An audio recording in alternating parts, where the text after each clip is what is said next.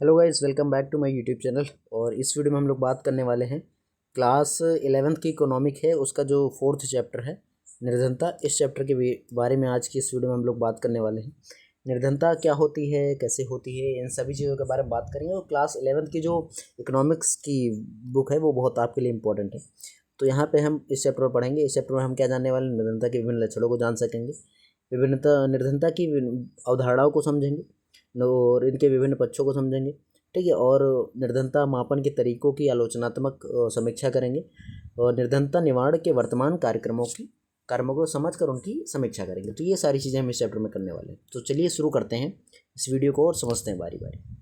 देखिए, इस वीडियो की शुरुआत जो मैं करना चाहूँगा यहाँ पे एक बहुत बड़े जो है अर्थशास्त्री थे जिनका नाम था एडम स्मिथ। एडम स्मिथ ने बताया क्या, तो देखिए, एडम स्मिथ कहते थे कोई भी ऐसा समाज कभी सुखी और संपन्न नहीं हो सकता जिसके अधिकांश सदस्य निर्धन और दयनीय हो। तो ये कौन कहता था? ये कहते थे हमारे जो एडम स्मिथ है। ये बहुत इंपॉर्टेंट जो है, आपको याद रखना है कि एडम स्मिथ ने क्या कहा। ठीक है।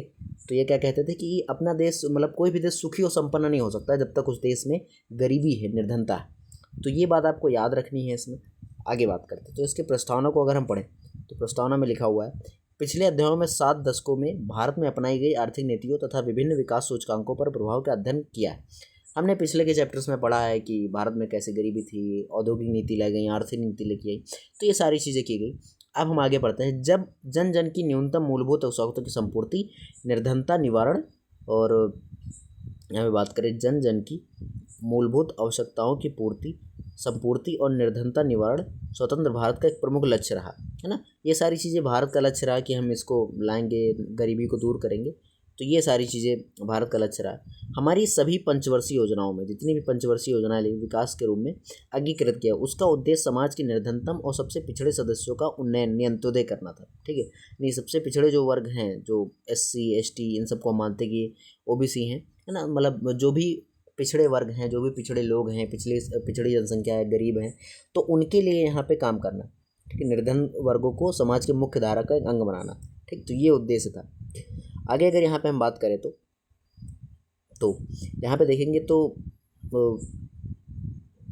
एक न्यूनतम जीवन स्तर सुनिश्चित कराने का ध्येय से लेकर विकास के कार्यक्रमों की रचना की गई। इसका मतलब क्या है? इसका मतलब यह है कि हम कहते हैं कि एक गरीब व्यक्ति को हम क्या करेंगे, उसके न्यूनतम जीवन जो स्तर है, सबसे लो जीवन स्तर है, उससे लेकर हम क्या करते हैं, उसके विकास के कार्यक्रमों की रचना करते हैं, उसके विकास को करें, यानी उसका डेवलपमेंट करें। तो ये बेसिकली। अब आगे बात करते हैं। जब संविधान सभा बनी थी 1947 में, तो जवाहरलाल नेहरू ने कहा था, क्या कहा था, यहाँ पे देखेंगे क्या कहा था उन्होंने। तो जवाहरलाल नेहरू ने कहा था कि स्वतंत्रता की प्राप्ति एक कदम मात्र है और एक सुअवसर का आरंभ मात्र है। अभी और बहुत सी महान उपलब्धियां और विजयोत्सव हमारी प्रतीक्षा में हैं। ठीक है। आगे देखिए, तो आगे इन्होंने कहा था कि ये होंगे निर्धनता, अज्ञान, रोग, अवसरों की असमानताओं के उन्मूलन का उत्सव। मतलब जो हमारे पहले देश के जो PM रह चुके हैं, है ना, जवाहरलाल नेहरू जी, उन्होंने जब हमारे देश में जब संविधान सभा बन रही थी, है ना, तो उन्होंने क्या कहा था संविधान सभा के गठन में, तो उन्होंने बताया था कि कहा था ऐसी बात को, है ना, कि जो है हमारा देश अभी तो सिर्फ आज़ाद हुआ है, मात्र अंग्रेज़ों से आज़ाद हुआ है। अभी हमें अपने देश के और सभी चीज़ों से लड़ना है, जैसे कि निर्धनता हो गया। ठीक है। निर्धनता से लड़ना है, अज्ञान से लड़ना है, रोग से लड़ना है, और अवसरों की असमानताओं से लड़ना है। तो ये बातें उन्होंने कही थी। आगे देखेंगे यहाँ पे। तो आगे अगर हम यहाँ पे देखते हैं तो देखिए, किंतु आज हम कहाँ तक पहुँच पाएँ यह जानना भी आवश्यक है। नहीं, अब तक हमने गरीबी को कितना दूर कर लिया, कितना नहीं दूर किया, तो ये हमें पढ़ना है। ठीक है। आज विश्व में निर्धनों की कुल संख्या के 5वें हिस्से से अधिक निर्धन केवल भारत में रहते हैं। बात करें तो दुनिया में जितने गरीब हैं उनका 1/5, है ना, 1/5 गुना कहाँ रहते हैं? भारत में रहते हैं। ठीक, 1/5 गुना कहाँ पे रहते हैं? भारत में रहते हैं, है ना। यानी मान लीजिए अगर दुनिया में टोटल 100 लोग हैं तो उसको 5 से भाग करेंगे, नहीं, 20 करीब भारत में रहते हैं। ठीक है। तो ये बात आपको याद रखने वाली है। ठीक। आगे अगर हम बात करें यहाँ पे, तो यहाँ 30 करोड़ ऐसे लोग बसे हैं जो अपनी मूलभूत ज़रूरतों को ढंग से पूरा नहीं कर सकते। ये पॉइंट आपको याद रखना है कि कितने प्रतिशत लोग हैं, तो वो 30 करोड़ लोग बसे हैं जो अपनी मूलभूत आवश्यकताओं की पूर्ति ढंग से नहीं कर पाते। ठीक है, यानी उनकी जो फंडामेंटल चीज़ें हैं जो हमारी लाइफ को जीने के लिए चाहिए वो नहीं पूरी कर पाते। आगे बात करते हैं यहाँ पे दोस्तों हम तो यहाँ पे देखिए आप लोग कि निर्धनता जो होती है, निर्धनता के स्थान पर समय समय के साथ समय समय पर अलग अलग स्वरूप होता है। निर्धनता कभी एक जैसी नहीं रहती, वो हमेशा अलग अलग स्वरूप में होती है। कैसी होती है? अलग अलग स्वरूप में होती है। ठीक है, तो इसका अलग अलग स्वरूप होता है। इनकी अनेक प्रकार की इससे व्याख्या की जाती है। मोटे तौर पर निर्धनता ऐसी दशा तो मानी जाती है जिससे सभी व्यक्ति बचना चाहते हैं। अतः निर्धनता निर्धन तथा धनी दोनों के लिए विश्व को बदलने का एक आह्वान है, ताकि अधिक से अधिक लोगों का पेट भर भोजन नसीब हो सके, सिर झुकाने को बेहतर जगह मिल सके, चिकित्सा व शिक्षा की सुविधाएं प्राप्त हो सके, हिंसा से उनका बचाव हो सके तथा अपने समाज में घटनाक्रम में उनकी आवाज़ भी सुनवाई हो सके। तो यह सारी बातें आगे अगर हम देखें तो यह जानने के लिए कि निर्धनता कम करने के लिए कौन सी नीतियाँ सफल हो सकती हैं और कौन सी नहीं, समयानुसार किन बातों में बदलाव आ सकते हैं, हमें निर्धनता को परिभाषित करना है तथा इसका मापन, अध्ययन और अनुभव भी करना होगा। निर्धनता के अनेक आयाम होते हैं, अतः अनेक सूचकों के माध्यम से उनका अवलोकन करना होगा। कहीं आय और उपभोग के स्तर, कहीं सामाजिक सूचकों और जोखिम के प्रति संवेदनशीलता के सूचकों, तो कहीं सामाजिक राजनीतिक प्रक्रियाओं तक पहुँच या उनकी भागीदारी को पर विचार करना होगा। तो ये है दोस्तों। अब हम बात करते हैं निर्धन कौन है, यानी कौन गरीब है। हम बात करते हैं ना, गरीब हो तुम, तो गरीब कौन है, तो कौन गरीब है इसकी डेफिनेशन हम यहाँ पे समझते हैं। ठीक है, तो आपने देखा होगा सभी क्षेत्रों में, गाँवों शहरों में कुछ लोग धनी तो कुछ लोग निर्धन होते हैं। हम सबको पता है कि इस दुनिया में कोई गरीब है, कोई अमीर है, लेकिन वो अमीर और गरीब कैसे होता है, तो ये हमें समझना है। तो यहाँ पे देखिए, तो अमीर गरीब कैसे है, देखिए बॉक्स 4.1 जो आपका है उसमें आपने अनु और सुधा की कहानी पढ़ी, जो इसमें नीचे लिखा हुआ है, ये देखिए ये कहानी, अनु और सुधा की कहानी, ये हमको पढ़ना है। तो अनु और सुधा की कहानी क्या है, ठीक, इसको हम पढ़ेंगे तो पढ़ लीजिए। ध्यान से, अनु और राधा का जन्म एक ही दिन हुआ था। अनु के माता पिता निर्माण कार्य में एक मजदूर थे, तो सुधा के पिता एक व्यवसायी तथा माँ शिल्पकार डिजाइनर थी। ठीक है, अनु की माँ प्रसव पीड़ा अब आरंभ होने तक अपने सिर पर ईंटों का भार ढो रही थी। दर्द आरंभ होने पर वह निर्माण स्थल पर ही औजार आदि रखने पर चली गई और वहीं उसने अकेले ही अपनी बेटी को जन्म दिया। अपनी बच्ची को दूध पिलाया, पुरानी फटी साड़ी के चिथड़ों से उसे लपेटा और बोरी झूले में उसे एक पेड़ पर टांगते तुरंत काम पर लौट आई। उसे डर था कहीं उसका रोजगार न छिन जाए। उसे इतनी आशा थी कि उसकी बेटी शाम तक सोती रहेगी। ठीक है, तो ये बेसिकली यहाँ पे बात लिखी। आगे देखते हैं। सुधा का जन्म शहर के सर्वश्रेष्ठ नर्सिंग होम में हुआ। विशेषज्ञ डॉक्टरों ने उसकी जांच की, उसे नहला कर साफ कर मुलायम कपड़ों में लपेटकर उसकी माँ के पास पालने में लपेट दी। जब भी उसे भूख लगी उसकी माँ ने उसे दूध पिलाया, दुलारा, प्यार किया और लोरियां गुनगुनाते हुए उसे सुला दिया। उसके पारिवारिक मित्रों ने उसके आगमन का जश्न मनाया। ठीक है, तो ये सारी बातें यहाँ पे लिखी। ठीक है, आगे बात करें। अनु और सुधा का बचपन बहुत ही अलग रहा। अनु ने बहुत कम आयु में अपनी देखभाल स्वयं करना सीख लिया। उसे भूख और अभाव की पूरी अनुभूति थी। उसने कूड़े के ढेर से खाने योग्य चीज़ें बीनना शुरू किया। ठीक है, और उसके बाद बात करें तो मतलब जो कूड़े के ढेर से होता है वो चीज़ें खाएंगे ना, बहुत गरीब जिसको बोलते हैं, वही बात यहाँ पे। ठीक है, सर्दी की रातों में किसी तरह गर्म रहना सीख लिया। वह यह भी जान गई कि बरसात में कैसे सिर छिपाना है, तो धागों, पत्थरों, तिनको खेल रचाकर किस प्रकार अपना मनोरंजन करना है। वह स्कूल नहीं जा पाई क्योंकि उसके माँ बाप प्रवासी मजदूर थे, काम की तलाश में एक शहर से दूसरे शहर भटकते रहते थे, है ना। जो उनके माँ बाप गरीब थे तो उन्होंने शिक्षा भी उनको नहीं दे पाते हैं। तो ये बेसिकली बात थी। ठीक है, आगे देखते हैं यहाँ पे। तो अनु को नाचना बेहद पसंद था, यानी अनु डांस करना चाहती थी, तो अनु को डांस बहुत पसंद था। ठीक है, तो अनु डांस करती थी। जब भी संगीत की धुन सुनती थिरकने लगती। वह बहुत ही सुंदर थी और भाव भंगिमाएँ भी बहुत अर्थपूर्ण थी। किसी दिन रंगमंच पर अपनी प्रतिभा का प्रदर्शन उसके जीवन का अभिलाषा थी। वह एक महान नृत्यांगना बन सकती थी, किंतु उसे 12 वर्ष की आयु में काम करना शुरू करना पड़ा। ठीक है, उसके माँ बाप अपनी साथ अमीरों के लिए भवन बनाने के लिए काम रोजी कमाने के लिए जुट जाना पड़ा, ऐसे मकान बनाने में जिनमें वह स्वयं कभी नहीं रह पाई। सुधा को एक श्रेष्ठ बाल विद्यालय में भेजा गया, जहाँ उसने खेल खेल में ही पढ़ना, लिखना और गिनना सीख लिया। वह नक्षत्रशालाओं, संग्रहालयों, राष्ट्रीय उद्यान आदि के भ्रमण दर्शन पर भी गई। फिर वह एक बहुत अच्छे स्कूल गई। उसे चित्रकारी से लगाव था। उसे उसके लिए प्रख्यात चित्रकार से प्रशिक्षण की व्यवस्था की गई। उसने आगे चल के ललित कला महाविद्यालय में प्रवेश पाया और आज वह प्रख्यात चित्रकार बन चुकी है। तो दोस्तों ये जो कहानी थी आप लोगों ने जो पढ़ी अभी, है ना, ये क्या थी, ये अन्नू और सुधा की कहानी थी। ठीक है, अन्नू की ज़िंदगी कैसी और सुधा की ज़िंदगी कैसी। तो ये दर्शाता क्या है, देखिए यहाँ पे क्या बोला गया है आगे बुक में। तो ये दर्शाता है कि उनके जीवन में विषमताओं के चरम बिंदुओं के उदाहरण कहे जा सकते हैं। जो विषमताएं, जीवन की विषमताएं, ठीक है, जो हमारे लाइफ में जो अलग अलग चीज़ें हैं वो सारी चीज़ें यहाँ पे दिखाई जाती हैं। ऐसे लोग भी जो इन दोनों बिंदुओं के बीच जीवन निर्वाह कर रहे हैं, है ना। बहुत से लोग हैं जो इन दोनों बिंदुओं के बीच, मतलब वो ना सही से रह पा भी रहे हैं और ना सही से कोई दिक्कत भी है। तो दोनों चीज़ें हैं। ठीक, आगे बात करें तो रेहड़ी वाले, गली में काम करने वाले मोची, मालाएं गूंथने वाली महिलाएं, कागज कर्तन बीनने वाले, फेरी वाले, भिखारी आदि, ये सब क्या है, ये शहरी क्षेत्रों में अति निर्धन और जोखिम भरा जीवन जीते हैं। ठीक, ये सब क्या करते हैं, शहरी जीतों में, शहरी जगह पे अति निर्धन और जोखिम भरा जीवन व्यतीत करते हैं। ठीक है, आगे अगर हम बात करें यहाँ पे तो निर्धन लोगों की परिसंपत्तियाँ बहुत कम होती है ना। आपको पता है इनकी संपत्ति क्या होगी, कुछ नहीं होगा, है ना। ये कच्चे घरों में रहते हैं। कौन से घरों में रहेंगे, जो मिट्टी के बने होते हैं कच्चे घर, उन जिनकी दीवारें धूप में सूखी मिट्टी की तो छतें घास की होती हैं। ठीक, घास की तिनको बांस और कमजोर लकड़ियों से बने होते हैं। ठीक है, तो ये होता है। इनमें बहुत से जो बहुत निर्धन है उनके पास तो ऐसे घर भी नहीं होते हैं ना। आपको पता है बहुत से लोग ऐसे इनके पास घर भी नहीं है खुद का। ठीक है, तो ऐसे लोग होते हैं। ग्रामीण क्षेत्रों में निर्धन के पास प्रायः भूमि भी नहीं होती है। बहुत से लोग ऐसे इनके पास भूमि नहीं, वो बटाई के खेतों पे काम करते हैं। ठीक, इस तरीके का घर आप यहाँ पे देख सकते हो। इस तरीके का कुछ घर होता है जो मेरे गांव में अभी भी बहुत से लोगों के पास ऐसा घर है। सरकार जो है आवास विकास, प्रधानमंत्री आवास विकास योजना है, लेकिन उनको मिलती है जिनके पास ऑलरेडी घर। तो इस तरीके का कुछ घर यहाँ पे आप देख सकते हो। ये ऊपर छप्पर बना हुआ है, यहाँ पे घास फूस का, ये भी घास फूस का बना हुआ है। ठीक है, यहाँ पे घास फूस का बना, तो इस तरीके से कुछ घर।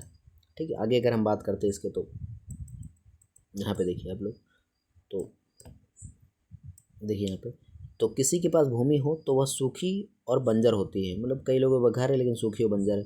कितने दिनों तक ये 2 बार भोजन भी नहीं मिल पाता, मतलब पूरे दिन का भोजन भी नहीं मिल पाता, पेट भर भोजन नहीं मिल पाता। तो ये है बेसिकली। ठीक, आगे अगर हम बात करें यहाँ पे तो कितने दिनों तक भोजन नहीं मिल पाता। निर्धनता परिवारों के जीवन की शाश्वत सत्य और भुखमरी होती है ना। जो जीवन है, निर्धन परिवार जो होते हैं, गरीब परिवार, उनके जीवन का एक शाश्वत सत्य क्या है, भूख और भुखमरी, है ना। भूख तो लगती है लेकिन भूख के मारे मरे जा रहे हैं, इतना ज़्यादा भूख लगती है। निर्धन बुनियादी साक्षरता तथा कौशल से वंचित रह जाते हैं। मतलब आप खुद ही सोचिए ना, जब उनके पास पहनने के लिए कपड़े नहीं है, खाने के लिए खाना नहीं, तो वो अपनी साक्षरता पे कैसे ध्यान देंगे, अपनी पढ़ाई लिखाई पे कहाँ ध्यान दे पाएंगे। चलिए आगे बात करते हैं यहाँ पे हम लोग। ठीक है, तो इसी कारण उनके लिए आर्थिक अवसर अत्यंत सीमित रह जाते हैं। निर्धन श्रमिकों के रोजगार भी निश्चित नहीं होते। समाज में निर्धन वर्गों में कुपोषण बहुत गंभीर स्तर हो जाता है। मतलब इनमें क्या होता है, निर्धन लोगों में, मतलब गरीब लोगों में, जब खाने के लिए खाना नहीं तो कुपोषण होगा, है ना। बच्चों को अस्वास्थ्यता, अपंगता और गंभीर बीमारियां आदि शरीर के रूप में शरीर से कमज़ोर बना देते हैं इनको। ठीक है, तथा आगे देखिए यहाँ पे, वे साहूकार से उधार लेने के विवश होते हैं। साहूकार उसने ब्याज ऊंची दरों पे वसूल करते हैं ना। ये बहुत बड़ी समस्या है। इसमें पॉइंट वाइज अगर समस्या लिखेंगे तो आप ये चीज़ें लिख सकते हैं, लेकिन पॉइंट वाइज लिखना मत। मैं जैसे ऐसे हाईलाइट कर रहा हूँ इसको ऐसे बनाते चले जाना, तो बाद में जब रिविजन करना हो तो ऐसे कर लेना। ठीक है, साहूकार जो उसने ब्याज पे ऊँची दरें वसूली हैं, उससे क्या होता है, जीवन पर्यंत ऋण चल जाता है ना।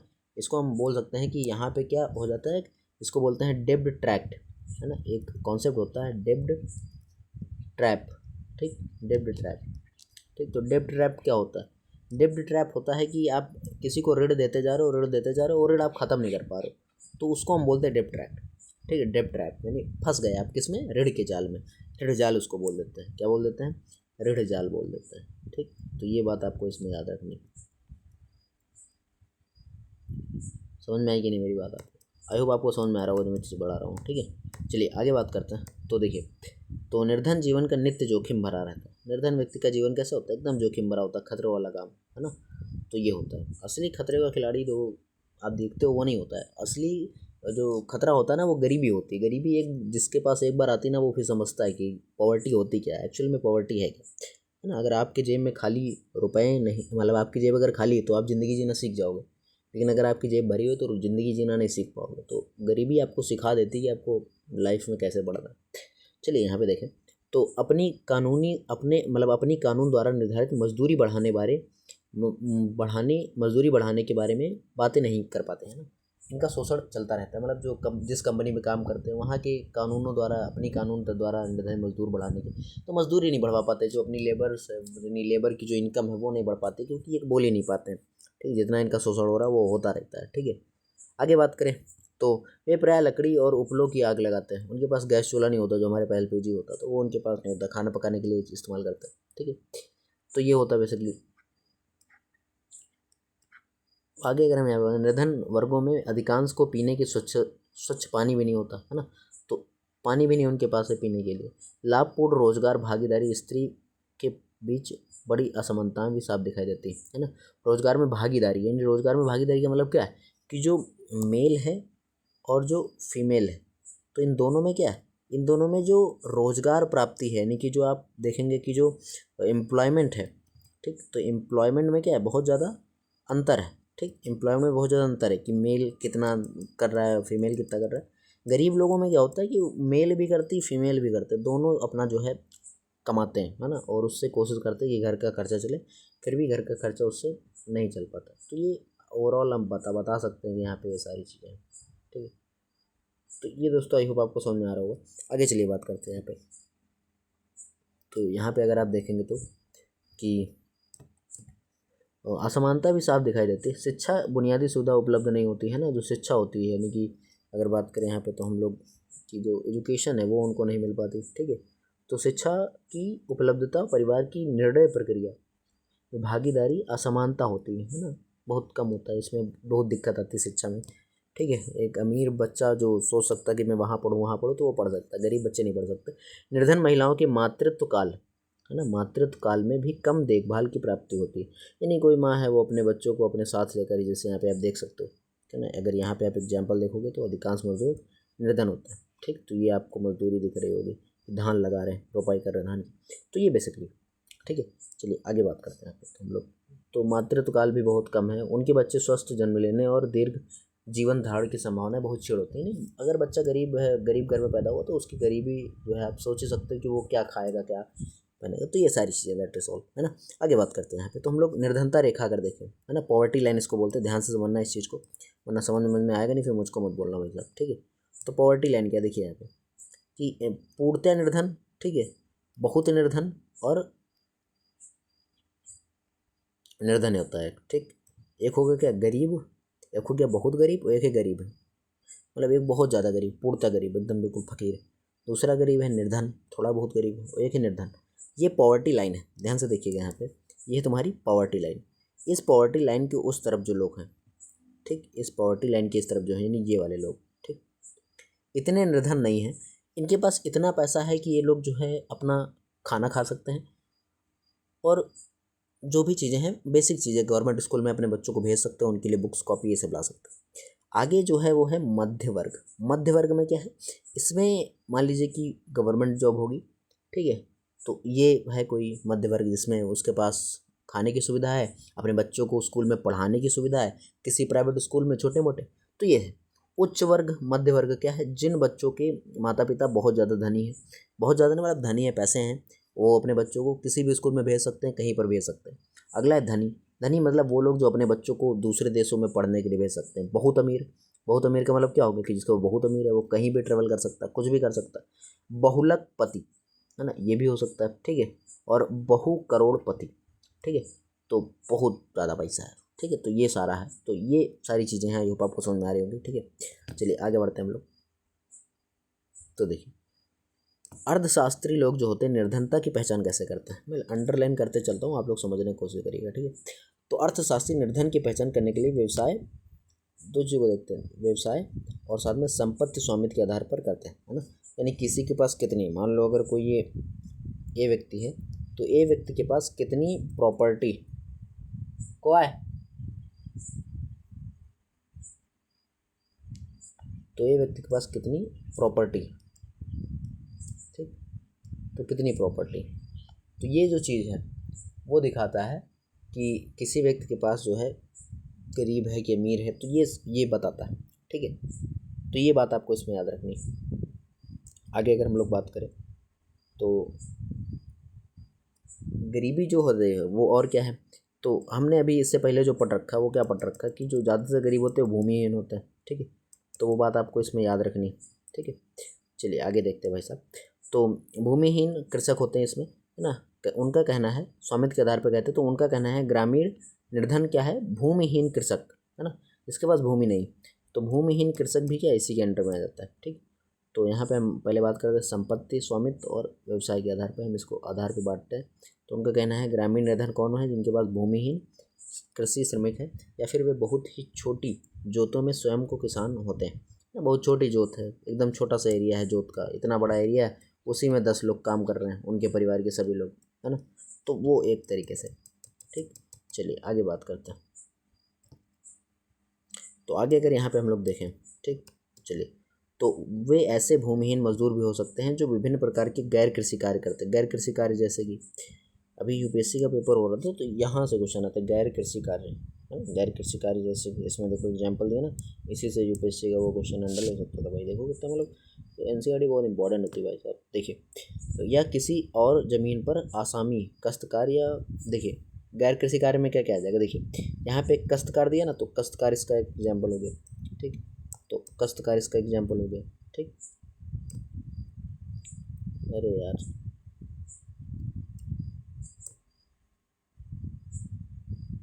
तो काश्तकार इसका एग्जाम्पल हो गया, है ना।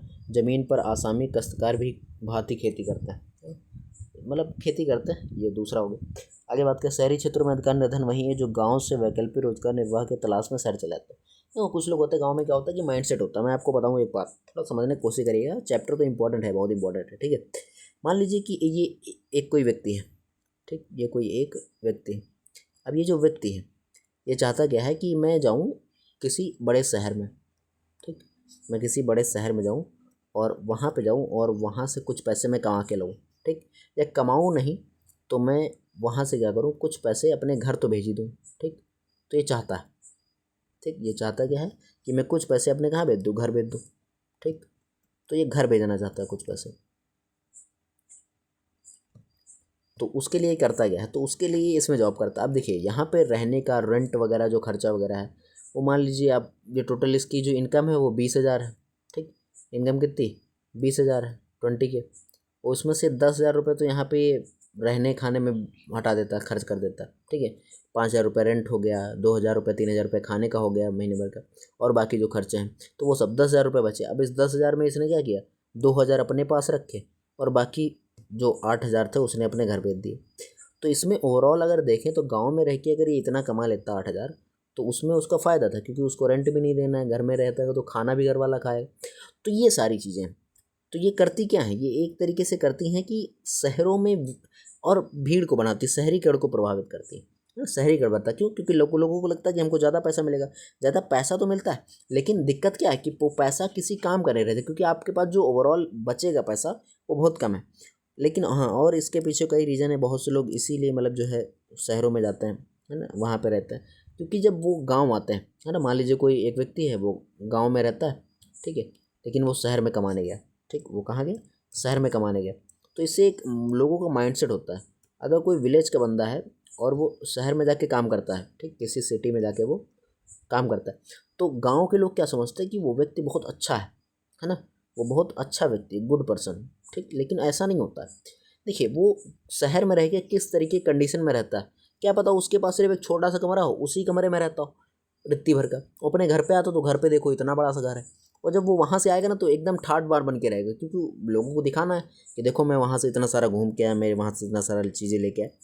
तो ये सारी चीज़ें वो दिखाता है। तो इससे क्या होता है, और युवक प्रभावित होते हैं, और युवक उसके साथ जाते हैं, या फिर और भी लोग उसके साथ जाते हैं और वहीं पे उसके साथ नौकरी करते हैं। तो ये, ठीक। शहरी क्षेत्रों में अधिकांश क्या होता है, देखिए यहाँ पे शहरी क्षेत्रों में अधिकार निर्धन वही है जो गांव से वैकल्पिक रोजगार में आए। यही बात तो मैं बता रहा था, जो गांव से चले जाते हैं कि वहाँ पे ज़्यादा मतलब बढ़िया इनकम मिलेगी, रोजगार मिलेगा, लेकिन और भी सारी चीज़ें हैं ना वो देखना होता है, ठीक। ये लोग तरह तरह के अनियमित काम करते हैं, मतलब कोई अलग चीज़ कर रहा है, कोई अलग ठेला दुकान लगा रहा है, तो ये सब्जी बेच रहा है कोई, तो अलग अलग, कभी सब्जी का सीज़न आया, कभी फल का सीज़न आया, जिसका सीज़न आया जो मन किया वो लगा लिया। तो इस तरीके से होता है।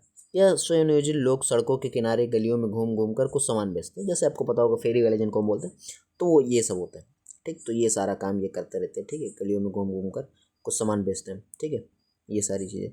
तो ये है, आई होप आपको समझ में आया होगा। ठीक है, चलिए आगे बढ़ते हैं। तो निर्धनता की पहचान कैसे की जाए, ये बहुत इंपॉर्टेंट है भाई। ठीक, निर्धनता को कैसे पहचाने, निर्धनता क्या, अभी हमने निर्धनता के बारे में पढ़ लिया है। ठीक है, कि निर्धन कौन है, कैसा है, गोरा है, काला है, चिट्टा है, तो ये हमने पढ़ा है कि निर्धनता क्या होती है। अब हमें जो पढ़ना है बेसिकली वो इसमें यह पढ़ना है कि निर्धन को पहचाने कैसे, कि हमसे अगर कोई पूछे कि कौन निर्धन है तो कैसे बताएंगे। ठीक, तो वो कैसे बताना वो चलिए हम लोग समझते हैं। अभी तो मैं देख रहा हूँ कि किसमें कितना बड़ा चैप्टर है भाई साहब, ये बहुत बड़ा चैप्टर है थोड़ा, तो इसको हम लोग जल्दी जल्दी डील करना पड़ेगा वरना बहुत टाइम लग जाएगा इसको ख़त्म करने में। ठीक है, तो इसके लिए हमें इसको जल्दी जल्दी देखना पड़ेगा। देखिए कितना बड़ा चैप्टर है। ठीक, तो यहाँ पे अगर हम और देखें इसको आराम से, तो ये देखिए भाई इतना बड़ा चैप्टर है ना, काफ़ी बड़ा चैप्टर है। इसको दो पार्ट में कर लेते हैं, हमारा मन है इसको दो पार्ट में कर लेते हैं। ये पेज नंबर कितना आ गया है, पेज नंबर 79। ठीक है, पेज नंबर 79 है, अभी हम लोग कर रहे हैं पेज नंबर, अभी हमको लगता है 4 या 3 पे आएंगे पेज नंबर मेरे हिसाब से। ठीक, देखते हैं, है ना, क्योंकि ज़्यादा लंबा वीडियो हो जाएगा तो आप लोग पहली बात तो देखोगे नहीं, देखोगे वैसे भी नहीं, लेकिन फिर भी बोल देता हूँ। तो 65 पे हैं और 84 पे, मतलब 79 पेजेस है। तो अभी हम लोग 5 पेजेस और पढ़ लेते हैं, फिर हम लोग आगे देखेंगे। ठीक है, तो देखिए यहाँ पे ध्यान से समझने की कोशिश करिएगा, क्योंकि ये चैप्टर आपके लिए बहुत इंपॉर्टेंट है। इंपॉर्टेंट तो सारे हैं लेकिन ये थोड़ा ज़्यादा इंपॉर्टेंट है, क्योंकि गरीब तो हम सब लोग हैं, है ना। चलिए भाई साहब, तो इसमें कलर चेंज करते हुए कुछ तड़कता भड़कता कलर लगता है, ये कलर लगता है ना। तो निर्धनता की पहचान कैसे होती है। ठीक, तो निर्धनता की पहचान बताइए आप कैसे करोगे। अगर आपसे कोई पूछे कि कोई व्यक्ति गरीब है लेकिन कैसे पता करोगे, तो देखिए यदि भारत की निर्धनता अगर हम देखें तो, ठीक है, तो भारत में निर्धन व्यक्ति कौन है। ठीक, तो समस्या का समाधान करना, भारत की निर्धनता समस्या का समाधान करना, तो उसे निर्धनता के कारणों का उन्मूलन करने के लिए व्यवहारिक और धारणीय रणनीतियाँ बनानी होंगी। निर्धन जन समुदाय, मतलब अगर हमें गरीबी दूर करनी तो गरीबों से पता करना पड़ेगा ना उनको क्या चीज़ की दिक्कत है। हम हमारे देश की विडंबना ये है कि हम लोग गरीबों से पता करने के बजाय मतलब वो लोग बैठ के पॉलिसी बनाते हैं जो लोग गरीब थे ही नहीं कभी, तो उन लोगों को क्या पता है देश में गरीबी क्या है। आप सामाजिक अध्ययन से इतना थोड़ा ना बता लोगे। चलिए देखते हैं, तो यहाँ पे देखेंगे उनकी दारुण दशा के उभरने के लिए उपयुक्त योजना बनानी होगी। हमें गरीबों को निकालने के लिए, उनको उभारने के लिए, ठीक, उनकी गरीबी को दूर करने के लिए हमें क्या करना पड़ेंगे, हमें उनके लिए योजनाएं बनानी पड़ेंगी। क्या करनी पड़ेंगी, योजनाएं, प्लान्स बनाने पड़ेंगे। ठीक है, मेक द प्लान्स, है ना। उन प्लान से क्या करना पड़ेगा, उन गरीबों को हटाना पड़ेगा, गरीब से उनको एक अमीर वर्ग या कह सकते हो मध्यम वर्ग की श्रेणी में लाना होगा, या फिर उनको ऐसा कुछ करना होगा जिससे वो गरीबी से ऊपर उठ सके। बात करते हैं हम लोग, किंतु अच्छा एक और पॉइंट आपको जानना होगा कि गरीब किसे कहते हैं, गरीब कौन होता है ना। अभी आगे चल के देखोगे तो आपको मतलब कन्फ्यूजन होगा कि गरीब मैं हूँ कि और कोई गरीब है। कोई गरीब नहीं है ना, एक्चुअल में इसमें दिखाई पड़ेगा। चलिए देखिए यहाँ पे, तो गरीबी को उभारने के लिए हम क्या करते हैं, योजना लागू करते हैं। ठीक है, तो इस प्रकार की योजनाएं क्रियान्वयन के लिए सरकार को निर्धन की पहचान करने योग्य बनाती है, योग्य होना होगा। यानी सरकार पता कर पाएगी आखिर में निर्धन है कौन। ठीक, ये अगर ये सरकार पता कर ले गई तो सरकार गरीबी दूर कर सकती है। लेकिन सरकार के पास बहुत बड़ा चैलेंज है कि गरीबी कैसे पता चले। अब कोई व्यक्ति, सब व्यक्ति चाहेंगे कि मैं गरीब दर्शाऊं ताकि सरकार मुझे फ़ायदा दे, तो ऐसा सरकार क्या करे जिससे वो जो है पता कर पाएगी कौन व्यक्ति गरीब है या फिर नहीं। आपने अगर हिंदी मीडियम मूवी देखी हो तो उसमें बताता है कि एक व्यक्ति गरीब बनने की प्रैक्टिस करता है भाई साहब, है ना, गरीब कैसे बना जाए। तो ये है ना। तो देखिए इसके लिए निर्धनता और उसके कारकों, यानी पॉवर्टी और उसके कारकों को मापने के लिए उपयुक्त स्केल बनाना होगा। ठीक है, और इसके लिए कसौटी और विधियों को महत्वपूर्ण चयन करना होगा। तो ये है, देखिए यहाँ पे, चलो भाई साहब, स्वतंत्रता पूर्व भारत में सबसे पहले दादा भाई नौरोजी, है ना, स्वतंत्रता से पहले मतलब जो स्वतंत्रता संग्राम चल रहा था उसमें दादा भाई नौरोजी एक हमारे स्वतंत्रता सेनानी थे। उन्होंने क्या बताया, ध्यान से सुनिएगा। निर्धनता रेखा की अवधारणा पर विचार किया था। उन्होंने जेल में कैदियों को दिए जा रहे भोजन का बाजार की कीमतों से मूल्यांकन कर जेल निर्वाह लागत निकाला।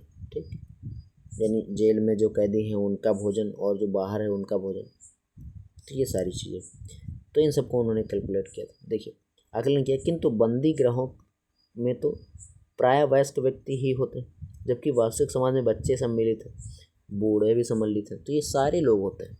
ठीक, तो वो भी तो गरीब होंगे ना, तो ये सब गरीबी के चपेट में आता है।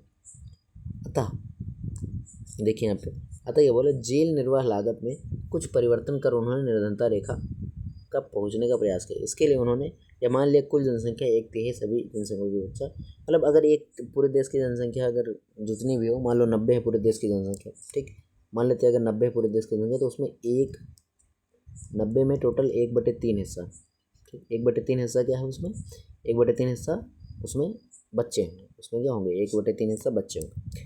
तो ये बच्चों की संख्या उन्होंने क्या कर दिया, इसमें से घटा दिया, ठीक है।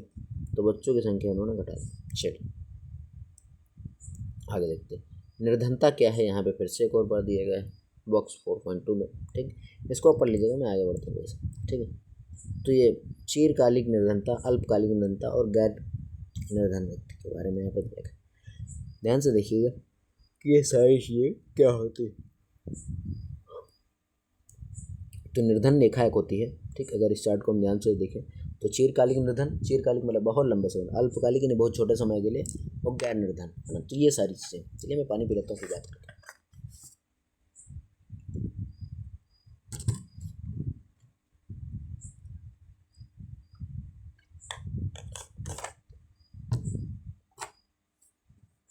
तो देखिए देखिए जो निर्धनता है वो 3 चीज़ों पर अगर देखें हम यहाँ पे ध्यान से, तो सदैव निर्धन व्यक्ति की खास बात क्या होती है कि उसका जो ये है ना, वो कभी ग्राफ ऊपर नहीं उठ पाता।